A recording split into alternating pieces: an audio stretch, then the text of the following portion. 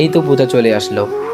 আমাদের মধ্যে কিছু নামধারী মুসলমান রয়েছে যারা এই পূজায় গিয়ে অংশগ্রহণ করবে।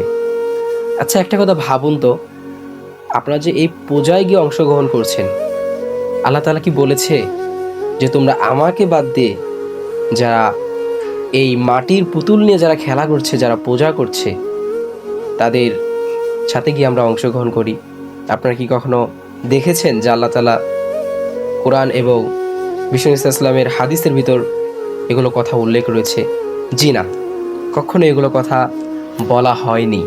তো প্রিয় ভাই এবং বোন, আপনি যদি সত্যিই মুসলমান হয়ে থাকেন, সত্যিই যদি মুসলমান হয়ে থাকেন, তাহলে আল্লাহকে ভয় করে আল্লাহর ইবাদত করবেন।